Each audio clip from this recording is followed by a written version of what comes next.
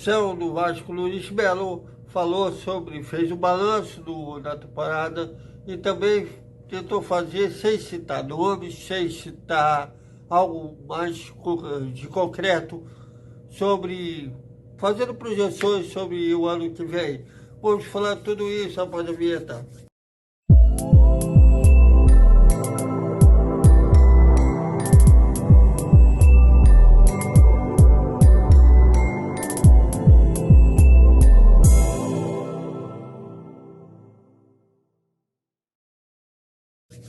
Salve, salve galera do Vascão, mais um vídeo para o Vasco Velocidade com apoio do nosso Vasco Conexo. Antes de mais nada, peço que vocês curtem, compartilhem, comentem aqui a voz da galera vascaína aqui todos têm visto. Bom, agora com a temporada fechada, né, o Vasco enfim conseguiu acesso à Série A do Brasileiro. O céu, né, do Vasco SAF, Luiz Melo, fez um balanço da temporada e também falou sobre o que ele espera de 2023. Para ele, o Vasco nunca deixou de ser uma força do futebol brasileiro, como o Flamengo, Palmeiras.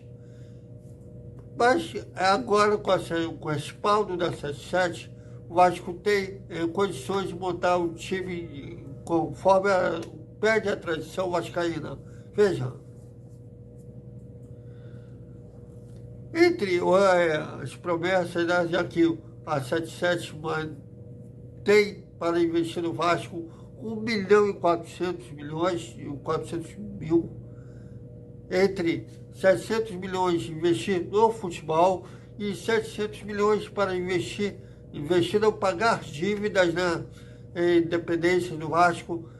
E segundo o Luiz Melo, isso dá o maior respaldo ao Vasco para fazer contratações e montar times que faça o Vasco brigar por títulos, parte cima da tabela. Porém, ele destaca que os times como Flamengo, Palmeiras, hoje estão sempre brigando por títulos.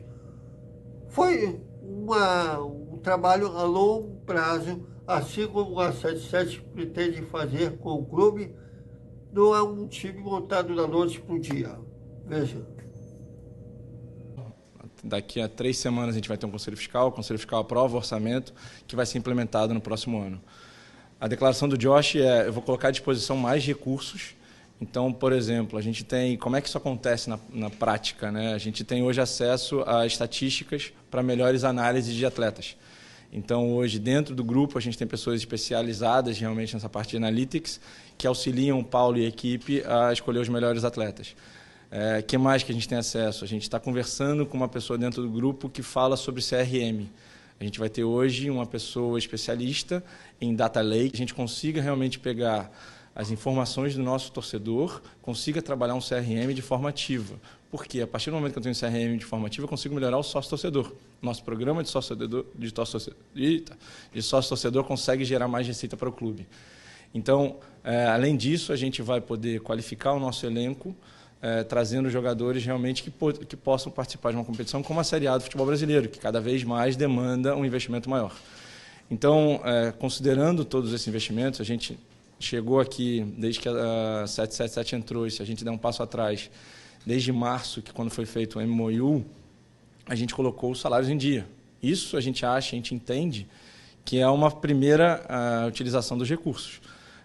Há 8 meses, há mais de 8 meses até, o salário do Vasco não atrasa. Antigamente, quando a gente pagava o salário, saía na imprensa. Hoje em dia, já virou uma coisa normal.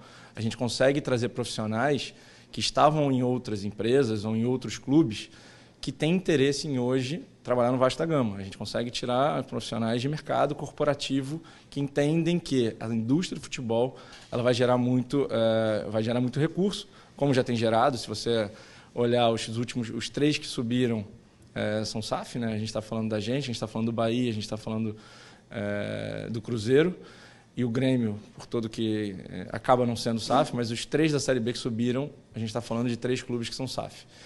é um investimento direto, é um investimento que vai ser realmente revertido ao futebol através da melhora na qualidade e da infraestrutura no futebol. Para vocês verem, a gente já começou a fazer obra no CT. A gente chegou aqui no domingo, na segunda-feira a gente já tinha caminhões para melhorar os campos. Então isso está acontecendo. É aí que vai ser realmente aplicado o investimento de melhoria de infraestrutura e plantel.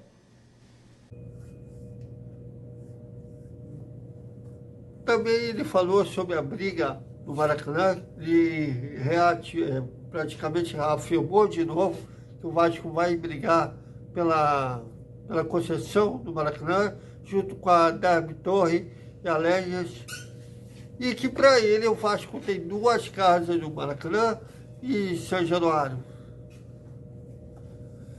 Sobre o centro de treinamento, começou as obras lá no Moacir Barbosa e no centro de treinamento da base do de Caxias, porém o Luiz Melo não descartou o Vasco procurar outro centro de treinamento, já que está tanto no papel jurídico, vou dizer, está ainda na transição, né, do centro de treinamento da Associação para a SAF. Do centro de treinamento lá de Duque de Caxias, como é terreno federal, já está uma coisa mais adiantada. E da prefeitura ainda está um trâmite burocráticos. Mas, segundo o Luiz Melo, ele acredita que a obra do centro de treinamento será concluída antes da representação do elenco no dia 8 de dezembro. Mas ele descarta procurar outro centro de treinamento. Vejam. O Vasco hoje possui 2 CTs, que são 2 concessões públicas. Então a gente hoje está no CT Moacir Barbosa, que é da prefeitura. Existe uma transição entre você sair da prefeitura para a associação e da associação para a SAF, que isso está acontecendo. Então hoje a gente está nesse processo junto à prefeitura para que a gente consiga fazer essas obras. A gente tem algum cronograma interno de melhorias. O campo, por exemplo, é o nosso local de trabalho. Então, vocês estão olhando o campo, os 2 campos hoje estão em obras, começaram ontem, e a ideia é que nos próximos 45 dias, realmente, ele seja verticalizado, você vai ter toda uma melhora para que em janeiro, quando a gente tiver o regresso dos jogadores no dia a dia, o campo realmente seja o melhor local para eles treinarem, realmente disputarem as competições. No caso de Caxias, é uma outra concessão pública, no caso é uma concessão federal. A gente está num trâmite para que faça essa transferência da associação para a SAF, e a partir do momento que realmente a gente tem a segurança jurídica de fazer os investimentos necessários, a gente consiga investir, porque a gente entende que investimento no futebol não é só trazer jogadores, é investimento na estrutura, do bem-estar do atleta. Por exemplo, o meu papel durante esse período foi o quê? Certificar que nas últimas rodadas, é lógico, em todas as rodadas, os atletas tivessem o melhor tipo de material humano possível e realmente a estrutura que os permitisse subir, que era o nosso objetivo geral. Então, por essa razão, a gente ficou os últimos 4 dias em Itu, dentro de um resort, para que eles tivessem realmente a cabeça no local, treinassem e conseguissem entregar o objetivo, que era realmente a subida. Sobre contratações, tanto para o treinador, né, no lugar do Jorginho, quanto jogadores, ele não citou nomes, mas falou que está sendo feito um critério rigoroso, né, os coaches do Vasco, com o Paulo Brax, que em breve serão anunciados nomes, até porque ele lembrou que, como a janela agora está aberta, vai haver especulações, alguns nomes vão estar dentro do que eles estão realmente vendo, outros que não farão sentido, mas que o torcedor vascaíno pode ter certeza que o Vasco vai brigar, não vai sofrer pela parte de baixo da tabela, sim pela parte de cima, vejam. A conversa. A gente hoje tem parceiros relevantes, a gente hoje oferece uma solução que pode ser aplicada Então, na concessão precária, a gente quer realmente participar. Não tem nada que nos impeça. Porque se você vai dar para A, se você não pode dar para B. Então, a gente está se colocando à disposição, a gente entende que ainda não é um momento de judicializar, a gente está colocando à disposição, já falou publicamente que a gente tem interesse, a gente já ia participar da concessão, que era uma forma da gente ver o que era o melhor para o Estado, não teve, suspensa, e agora a gente está de novo se colocando à disposição. Então, a gente está conversando internamente com o governo para que, ou pelo menos, o Vasco da Gama e seus parceiros sejam ouvidos, antes de qualquer demanda judicial. Sobre investimento, o que a gente quer voltar é ser protagonista. Então, hoje é 777 e a gente está falando um pouco mais do MCO, né, que é o tal do Multi-Club Ownership. A gente entende que você tem algumas opções, cada um vai ter de uma forma, a 777 tem a forma delas trabalhar, e eles entendem que o Vasco da Gama é o flagship. Tem que ter um investimento compatível disso, tem que realmente ter o protagonismo que eles esperam, que a torcida espera. E dessa forma, se a gente tiver um jogador que é um pouco mais velho, um pouco mais novo, a gente vai analisar se isso faz parte do nosso contexto de números, se faz parte do nosso estilo de jogo, se faz parte do que o técnico entende, do que o pessoal internacional entende, a gente vai trazer. Se ele tiver 28 anos, se ele tiver... Assim, a gente está realmente voltando a entender o que é melhor para o Vasco.